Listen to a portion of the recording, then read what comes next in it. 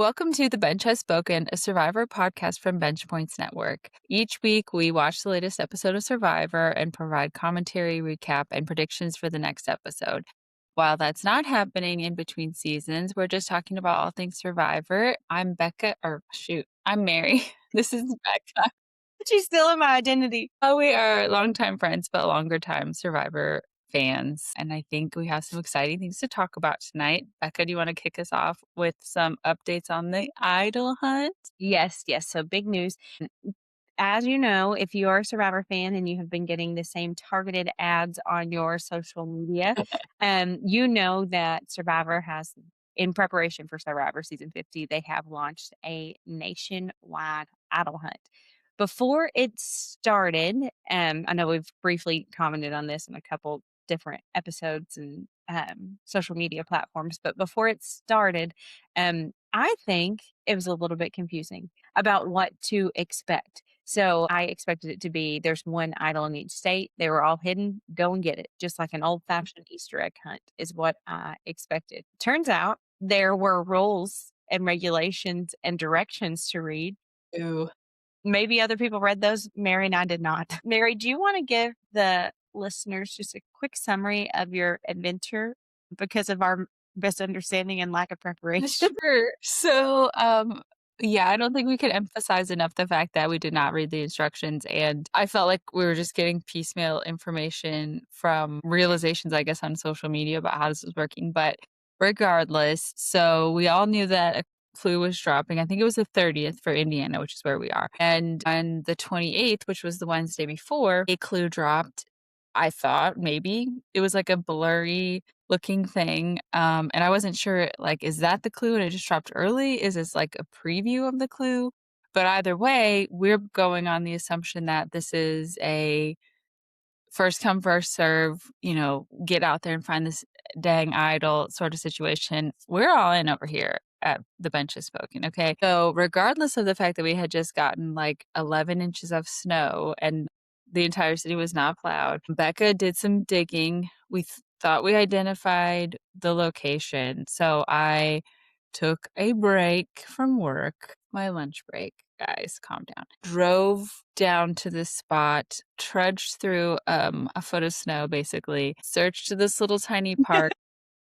I was looking for anything. I was looking for like signs that someone had been there, like were there footsteps in the snow, looking for the thing that we thought we saw in the picture. I kind of scraped all the snow away near this triangular thing that we saw that we thought was the clue. And then somebody yelled at me to move my car, so I had to leave. And I still like circled back around like 3 or 4 times, just looking very intently in the trees, under the benches, like anywhere that it was shoveled to see if there was anything. And it turns out that not only was there nothing there because it was 2 days before, but there was also nothing there because that wasn't the right spot. And there was nothing there because there wasn't an idol to be found and taken home. Yeah, there was a lot of confusion. We have a friend, shout out Bridget, who is wonderful. And she did read the rules and very politely provided some direction on what the hell are you guys doing? Because again, wrong day, wrong location, wrong time, wrong everything about the activity was incorrect. Who knew? It was still fun though. Yeah. Yeah, it's fun and silly. But our friend Bridget let us know that there were rules. Somebody from Survivor was going to be there. It's a little bit more formal than just a wild goose chase. But we did end up going to the idol drop when it dropped in Indiana. Got clarity on the location. We went. I think it started at 2 and we got there at 1:30. Does that sound right? It was noon, but we got there at 11:30. Okay. So we got there 30 minutes early before, and we stood outside in line for an hour and a half. Does that sound right? Mhm. Something like that, yeah. So there was quite a bit of a line, and I'd say at least 1,000 people there. Yeah, if not more. The whole time people were coming and leaving, they'd see the line and think it was too crazy, but it was really fun. Everybody in line seemed to be excited about Survivor. It was more like somebody online described like their idol hunt in their state as more of a fan meetup, and that's what it felt like, which was fun. It was great. It was good to socialize with other people who like to watch the game and are fans of the show. It was fun to form an alliance. We formed an alliance in line with some people that we It's a met, real which Graham was G. yeah, we even named it. So that was really fun. And in Indiana, it was at this place called the fouling warehouse. So it's football and bowling mixed together. So you throw a football at a bunch of bowling pins, and once you got inside, the challenge piece of it was to play the fouling game. And then after you played, then you got in line to take a picture with the idol and you got to submit for the sweepstakes or whatnot. So it's fun. Do you have, what did I miss, Mary, about the idol hunt? I don't think you missed much. I'll just, second how fun it was. I think that our group definitely was among the more like upbeat, uh, Engaged. boisterous crowd. But we did meet a few people, and there was a actually there were a few people who I think had been contracted by CBS or Survivor to be there and help run the event. So it was kind of funny because there would be, I mean, it was freezing, probably what, like 20 degrees outside, and There was still the same foot of snow that Mary trudged through 2 days earlier. We're still it was still on the ground. so there were these people that kept coming in and out of the warehouse, like, running up and down, and the line wrapped around the building on 3 sides, so it's kind of interesting, and they were just, like, wearing Survivor T-shirts and had, like, safari hats on, just running around and trying to give everybody the rules, and at some point, the guy said, "You need to form an alliance of in groups of," I think he said, like, 3 or 6, right? Or something like the Maybe 5. 3 and 2 6, something like that. So we had 3 people with us, but I think we wanted to hear form a team of 6, so we just, like, turned to the people behind us and we're like, "Hey, are we in alliance?" Like, whatever, and 2 of them were together and there was a 3rd person by himself, so it was just really fun. Like, then we talked the entire time we were in line, and we talked about all kinds of things Survivor related, as well as just, random regular things, really got to know these people. It was a lot of fun, and then we got inside and it felt like we could have just gotten right in line to take our picture with the idol, but we were like, "We're all in here, we've spent so much time in line," so we played the game, which I thought was cool just to add, like, an extra free, folding game was neat, and then we Foaling. did end up finding, I don't really know, it could be No, no, I fouling, think you're right. I think it is foaling because it's bowling with an F. I think okay, you're yeah, right. but we found the actual person from CBS who was there because there was, like, one person truly from the show who was, like, running the whole thing. She was so over the top nice, we got our picture with her, it was just so fun. Yeah, it was really fun. I totally agree. I'm excited for when they do announce the winners. I mean, obviously we've got a chance, but the odds are slim. But it'll be fun to see if we even recognize who is the person who gets it. Because I mean, we were pretty social. So the moral of the story is I know a lot of states have already happened, and they've already had their idol hunt, and I know it's going to look a little bit different in every state. But if your state's not gone yet and you're wondering if you should go or if it's worth your time, go and talk to people online because you don't need a conversation starter. You're all there for Survivor. So just say, "Hey, what's your favorite season? Hey, who's your favorite player? Hey, do you think new players will be here?" And it's an opportunity to meet some really nice people. Yeah. Very, very cool. I do wonder again, I did not read the rules, so I'm sure somewhere it says this, but, like, when will we hear who the winners are? Is it something that's gonna come, like, mid-season, later in the season? I think I heard someone who did read the rules, again, Bridget, say March. But if not, we'll have to, she can be our consultant Yeah. because You get on here to be our, like, factotum and also rule reader. what would we do? What would we have done? Just transfer around the city if we didn't have her? Uh, But I think it was March, which if mid-March by then all the idols will be released. Speaking of March, we're only well, this doesn't have anything to do with March because it happens in February, but we're only 2 weeks away from the season 50 premiere, which is really, really exciting. And we had a conversation starter on our social media this week, and we asked people, "Where are you going to watch the premiere?" It's 3 hours long. We do know that. We don't know much, but we do know that. So it's a big time commitment. So we wanted to know if people preferred to watch it at home, if they were going to go to a watch party, or if they had any other like creative ideas or suggestions. A couple responses I was surprised by, but in a good way. Like one guy said that his local bar puts on Survivor, so people just sit at the bar and drink and watch Survivor. And I thought that sounds really, really fun. So I wonder if there are more places like that. That's not like a designated watch party, but like casual where people can enjoy a couple drinks and appetizers and watch. watch the premiere together. Yeah, that'd be fun. I'm sure that places that have either a larger concentration of former players or even places that have, popular players close by they have to be having a lot of, like, watch parties and stuff. And I wonder, for just regular seasons or whatever, a lot of the people who are on the show will host watch parties each week in different places, so I have to imagine that since all these people coming back are, like, very well known, that we'll see a lot of fun stuff online, a lot of videos and photos and stuff from those parties. And I am so torn. I know we've been going back and forth on this, like, the Foaling Warehouse where we had our idol hunt is actually hosting a large Survivor viewing party, and it just feels like, do you wanna be at home where you can, like, have all your reactions and, be in your own And space? control the volume. Yeah, right, like, be out with everyone. I don't know. I can't Yeah. decide.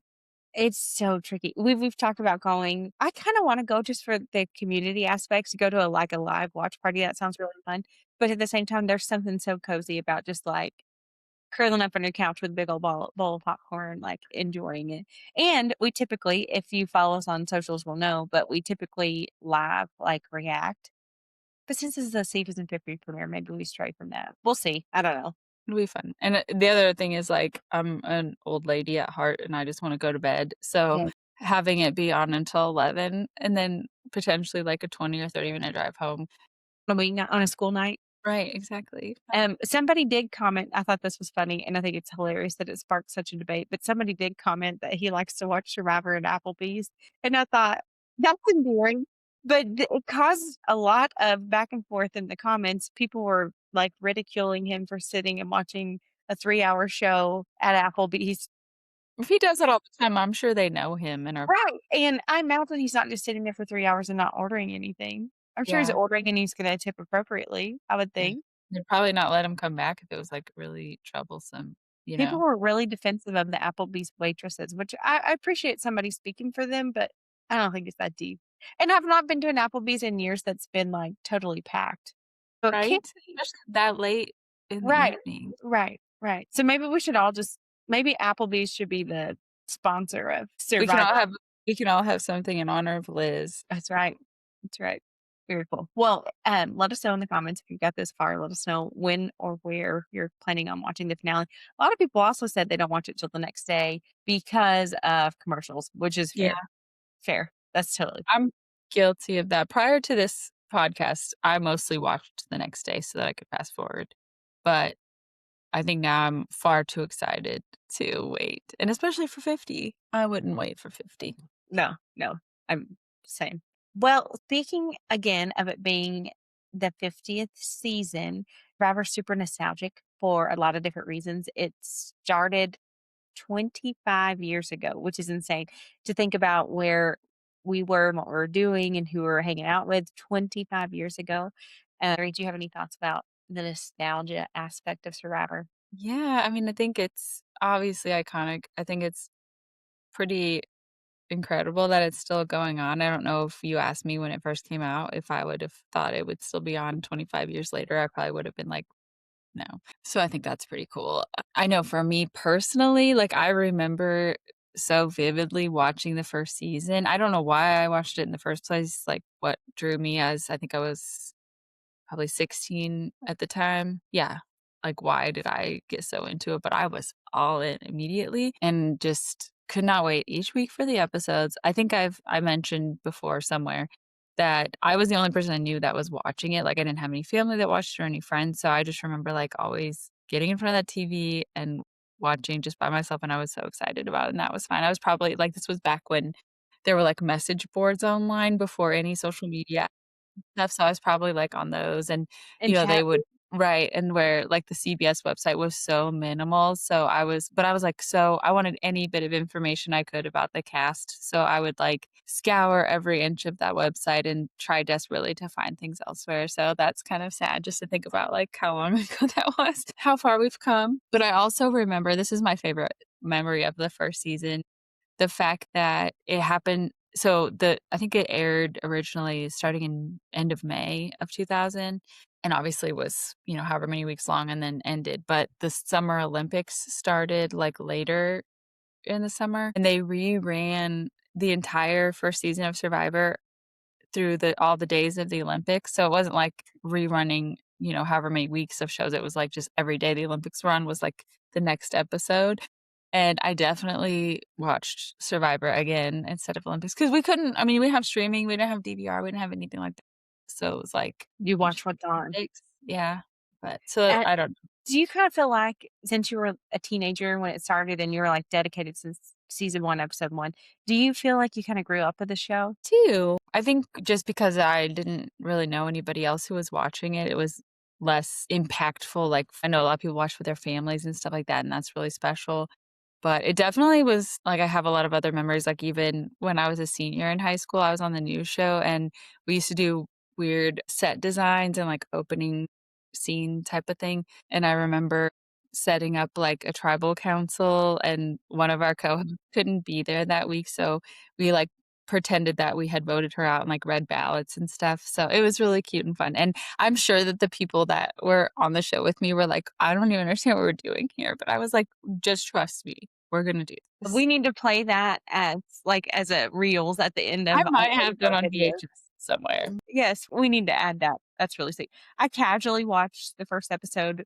I was in the same room as my parents with it on, but, like, I didn't really watch it until I started dating my now husband, and we started season 1, episode 1, hardcore, watched the whole thing, stayed up till, like, 2 o'clock in the morning every morning, and it was really fun. We did that with Survivor, and, then when we ran out of Survivor, we did it with How I Met Your Mother, and now we're back on Survivor. And you guys also did Amazing Race, right? Yeah, Amazing Race, yep. We watched a lot of TV. We didn't have any money, Yeah, cool. I can dig it.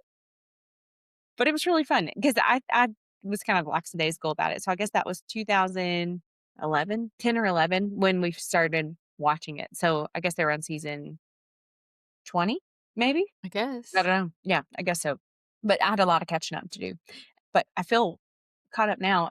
I like that. So if you don't know, Mary is going back and watching like iconic seasons in preparation for season 50 just to kind of refresh your mind and remember some players and their gameplay and whatnot. I think that's such a good strategy. That way you're not going in totally blind. Yeah, it's been a lot of fun, definitely recommend, and I've been taking the recommendations from people on TikTok where we ask, who what season should we rewatch, so I started with Micronesia, which was amazing and iconic, and I was like, "This is so good, this is like peak Survivor," and then I watched David versus Goliath, and in a slightly different way, I was like, "This is so good, this is peak Survivor," like, it was just really both seasons, a lot of strategy and stuff, and now I am on to Game Changers, so Oh, how far are you into Game Changers? I think only maybe episode 4, 3 or 4? I need to 3. go back and watch some of them. I want to watch Africa just because I like it. Yeah. That's my favorite season of all time. I like those older ones just because they feel more raw and, like, I don't know, it's almost like in The Wizard of Oz when she goes from the black and white to color, like, that's what it feels like when you watch those older seasons to, like, newer seasons. It's just not as, like, polished, I guess, and I like that, and the challenges are more gritty, I think, and creative. I mean, the ones today can be creative too, but it feels like you're gonna see a lot of the same components just put together in different ways, whereas then we just, like, completely different things altogether. And everything was new. I think that's part of it is like everything's brand new to everybody. It was new for us watchers. It was new for the game players. It was new for the host. It was new. So I think that's kind of what adds to the nostalgia a little bit. And I went back and did some deep dives on like major historical events that have happened in the past 25, 26 years that Survivor's been on. And there lots of things that happened obviously in the past 50 seasons, but there were 2 that made the biggest impact on Survivor and probably the biggest impact on the entire world, 9/11 and COVID. And I have got some I'm gonna have to read my phone because I don't have this in my brain, but okay, so 9/11 happened during Survivor Africa season 3. It happened just weeks before Survivor was scheduled to premiere in the fall of 2001. The premiere date was delayed. The season premiere was pushed back from late September to October 11th, 2001. Adjusted the tone of the season, scaled back on marketing and promotional hype out of respect. They subdued the final reunion. The live finale in December 2001 had notably more restrained tone, and Jeff Probst acknowledged the tragedy and celebrated the atmosphere and celebratory atmosphere was then died down. There was no after party celebration. CBS canceled the usual big wrap up party out of respect. And CBS and Survivor participated in broader network efforts in supporting 9/11 relief. And they actually ended up donating almost a billion with a B dollars to 9/11 relief efforts. And this is the most interesting part. The castaways filming in Africa did not know about 9/11 until they returned home, which created an emotional shock for many of them. So 9/11 happened, they had no idea, they were just out on this island playing Survivor, and then they found out about it after they got home. Isn't that crazy? Yeah. It's that's so interesting. Um, I don't know, that immediately makes me think about Big Brother. I don't know if you ever watched that, but when 9/11 happened, I they, like, told like, the house guests were there, and they, like, told them about it or whatever. They did? Yeah, it was really crazy, but, yeah, that would be so wild. I mean, for anybody who was, like, alive during that time and old enough to, like, understand what's happening, it was just, like, the craziest day ever and the saddest day and the scariest day, so, like, I guess in a way they're, like, lucky that they didn't have to, like, experience that immediately, but also probably, like, weird to come home and mourn it all after everybody else has already had time to process it, you know? Right. It would just be such a eerie feeling to know that all that happened and you're just oblivious, you know? Yeah. Yeah.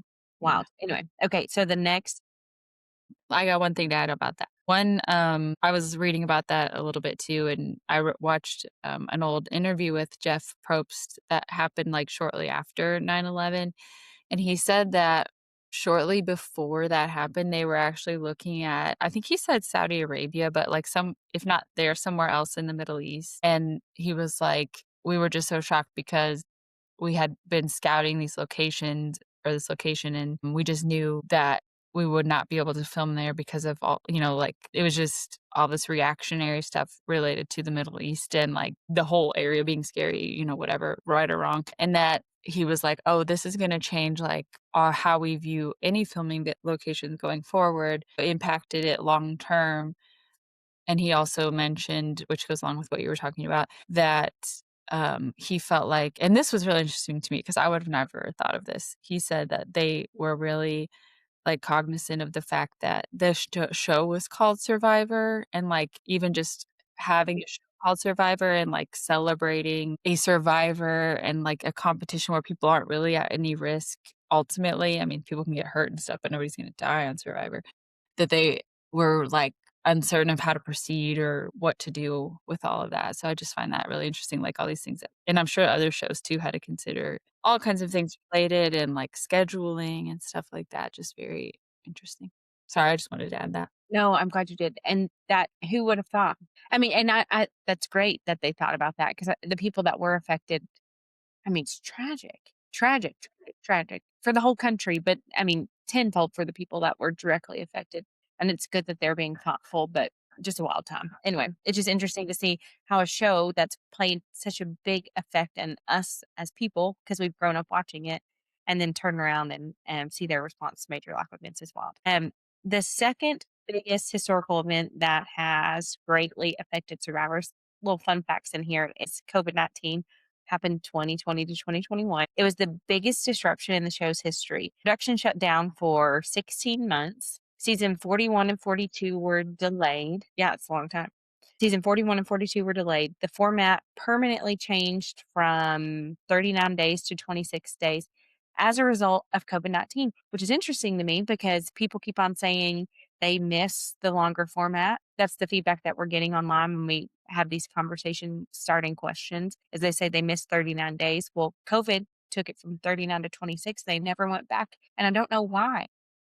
Yeah, I think I've read some stuff on that, and you may have just said this, I'm sorry, I was just thinking about what you're talking about, but, like, on a different tangent about, they shortened it because they had to quarantine, so they had to, like, basically abbreviate the actual production because of the quarantine that they had to I do, didn't say that. I'm glad you said that because I didn't know that. but I don't know if they still have to do that. I mean, I can't imagine at this point that they do, but, I mean, you never know, I guess with some countries might have different rules or something, but I also just wonder if it's just cheaper for them to do it in a shorter amount of time. Less liability too, less likelihood of people getting hurt. Who knows? I would be curious to know the decision behind that, but it didn't even dawn on me the quarantine would have affected. affected the length of the show. And then lastly, there were no live reunions, and they were placed with on island after shows. So there's where our live reunions went with COVID. Interesting. So that's coming back now in 2026, 5-year hiatus, but it's coming back. I actually saw something interesting on that today. I don't remember, it was just, like, some post on Instagram, and then I was, like, reading all the comments, but, I think it's pretty clear that most fans want the live show. I think it was something where, like, Jeff had said that the live reunion was great, but that the way they're doing now is also very interesting and blah, blah, blah, and everybody was like, "This is just an example of Jeff not knowing the fans because this is not true at all." Like, I think my favorite comment was someone said, "You might like it just as good, Jeff, because you're there in person with these people and there's all these, like, raw reactions and stuff, and you're seeing the full unedited version of it, but for the viewers, it's, like, boring and we wanna see people have time to process what just happened." And the example the person gave was, like, Sage breaking down during the last after show because she had all these realizations in a moment about, like, what people thought of her and how things were going compared to, like, how things went in her mind compared to how things actually went to everybody else, and that it's better to, like, give people time to think things through and make decisions about how they feel about things before you start asking all these questions, and then obviously just, like, the excitement of the live. I don't know. What do Yeah. you think? I like that, and I like the unscripted part of it being live, where, like you said, totally pure reaction, and even if somebody needs to take a pause and be like, "What?" Like, I wanna see that. That way they feel like real people, because, like it or not, no matter what, we get a skinny, skinny, skinny, skinny, skinny version of what happens week to week on Survivor episodes, and sometimes I even feel bad because we form opinions based on what we see, and then we've had several Survivor players comment, "That's not what really happened. That's not what really happened. That there was more to the conversation. There's less to the conversation. So and so was involved. It looks like I'm not doing anything, but I actually have a bunch of alliances," whatever it is. I wish that there was a way, and I know it'd be impossible because the show would be 10 years long, but it would be fun if we could see, like, the actual gameplay, not the scrubbed up, polished version that we're, like, presented with, but I mean, that's reality TV. It is what it is. Would you okay, I don't remember if we've talked about this before, but this may still happen, I don't know, but back in the day when Big Brother started, it was so hilarious. You could, like, pay again, guys, I'm old, the internet was new. You could, like, pay a subscription fee to, like, watch an online feed of what was Of going them on in just Big Brother living? house. Yeah, and I am sure there were things that they didn't show, like going to the bathroom or something, Sure, but sure. I think it was, like, a 24-hour feed you could get access to. Like, I Oh, almost wish they would do hilarious. that. Now, would I subscribe to it? No, but I'm sure I mean, somebody I might. does. I might. You'd have to quit your job, you'd just be addicted to Survivor, like those people that watch Truman Show on that movie. We'd have to be stay-at-home moms, but we really have to still have a nanny and send our kids to Yeah, so daycare we can watch 'cause Survivor. one more thing I was gonna say about the lives. Oh man, what was it? Oh yeah, I appreciate like any reality show that does a reunion, it's typically like the live ones and stuff, or even not live. It's typically after the whole cast has had the chance to watch the season and they can react to things that they didn't know happened or the confessionals and stuff like that.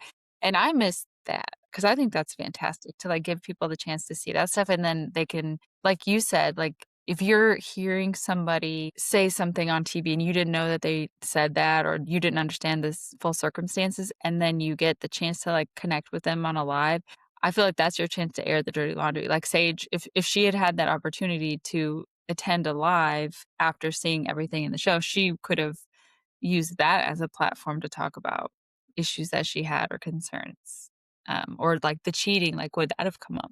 That would've been interesting. Yeah, that would have been interesting. That's the one of the things I used to watch The Bachelor religiously, and I liked the Bachelor reunions for that exact reason, because people could come back and be like, "What you saw is not what really happened," which I like that a lot. Same thing, Love is Blind. If anybody watches Love is Blind, they have like reunions after the fact, and I love those because it's like we get chopped up versions. It's still interesting, but chopped up versions of what really happens. Now I want there to be a live feed because I would for sure pay for it. I I know I think well, at least I think at some point you could watch videos from Ponderosa, like, of in older seasons, like I don't know if it was, like, special clips that got posted somewhere or if you could pay to see it, because I didn't know that it existed until recently. That'd be interesting. So in the early days of Survivor, this is one thing I wanted to bring up tonight. In the early days of Survivor, there was obviously $1 million prize, but in between the beginning and the end, there were also lots of little prizes from I think brand sponsors or brand partnerships. So they could win a car or they could win a trip or they could win gift cards or vacations or whatnot. Like it would be like if you win this challenge, you Days, like, luxury, yeah, like, leave the island, go do that, and then come back. yes, yes. Like all yes, yeah. But nowadays that is taken out and I kind of don't like it. I wish it was still part of the gameplay because I loved it when they would win like an excursion. What did they call them? Did they call them excursions? I don't remember. And then they would go out and about and run around. There was one where somebody, I can't remember who it was, got on an excursion because he won something and he took a buddy, like a guy with him, and they ended up bumming a pack of cigarettes from a local. Do you Right. remember that? Wasn't that guy he was like I think he had to, like, quit smoking cold turkey Yeah, before yeah, yeah, yeah, and yeah. so he was, like, dying for a cigarette. But that So was funny. fun. It just gave them personality and it made it a little less formal, a little more, like, personable. I really appreciated that, and I liked when they won, like, little prizes. It just seemed fun. Outback I think I distinctly remember one season gave away a, like, free Outback for a year or something. I don't remember that, but I don't doubt that it happened. I could be making that up. Maybe I just want free Outback for a year.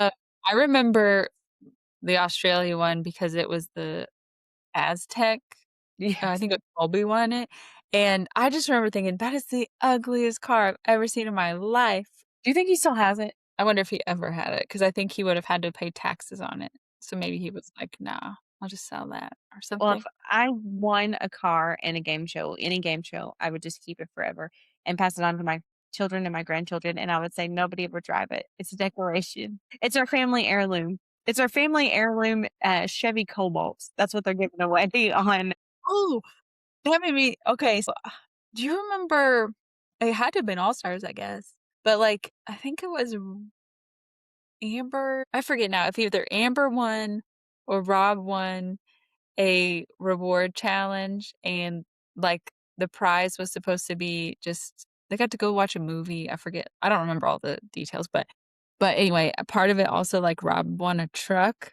and it was like a GMC, I think, or a Chevy. Is that the same thing? I don't know. And then they were like, "You pick someone to come with you," and of course, he picked Amber or the other one, however it worked out, I don't remember. And then the other one also won a car, and it was just like, "Alright."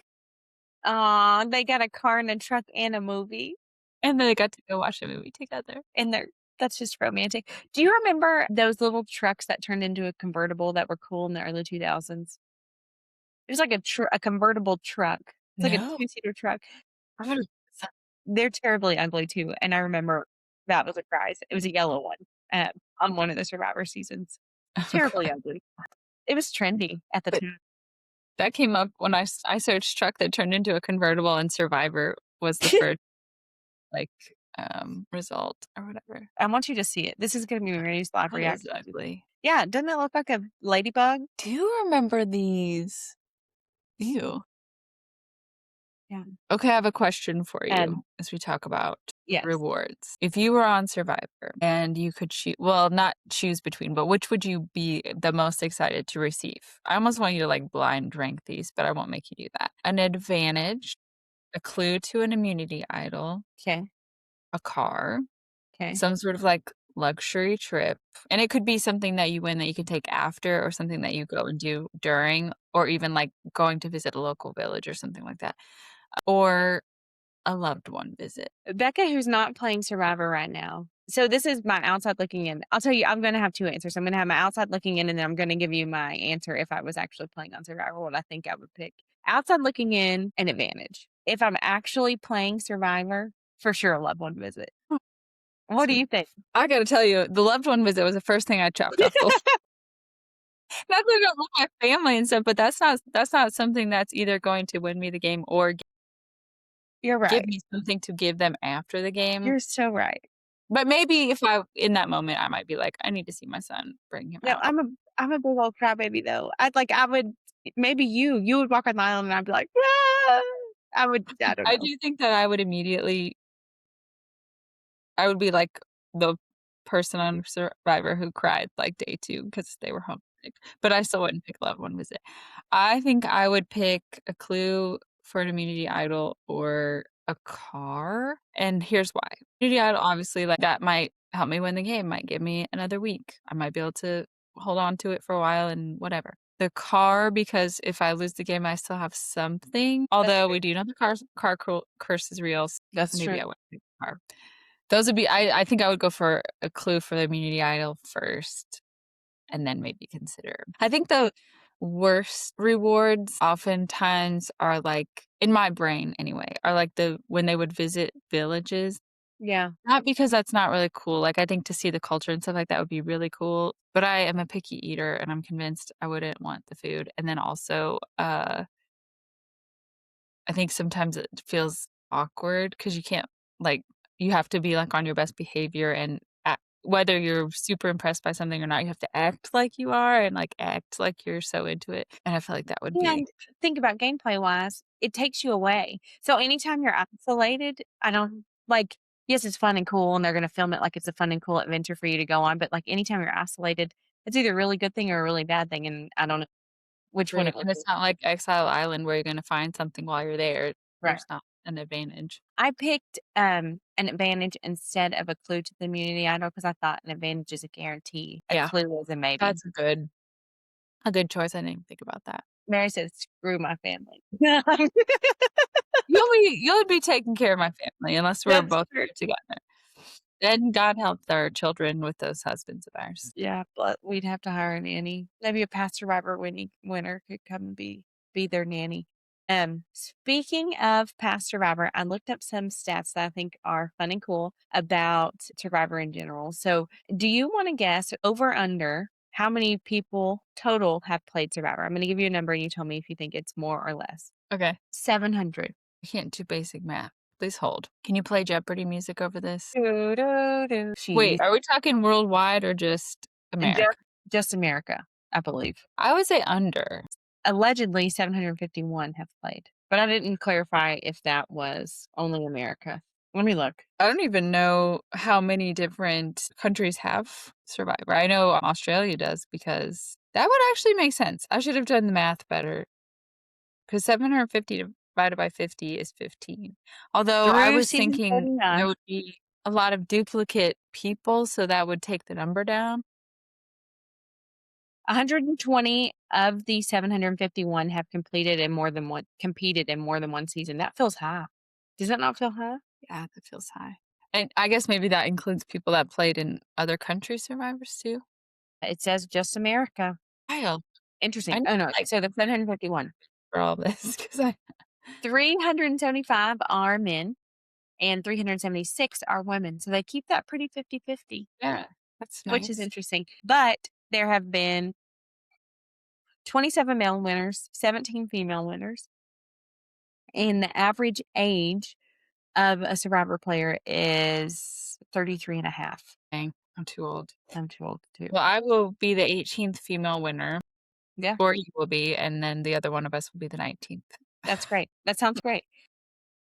The minimum age requirement to play Survivor was 21 until 2008, and then it dropped down to 18. And I thought that was a fun fact. I feel like those super young people who go on there, they just seem too not ready, like, emotionally, I feel like, Yeah. Well, or, they're like, life experience to, like, know who to trust and stuff too. well, and emotional maturity too. I just think they like play all their cards, and it's like literally playing a game instead of like getting buy-in and building trust with people that just don't have the and I could be wrong, and we sound like old ladies by saying that.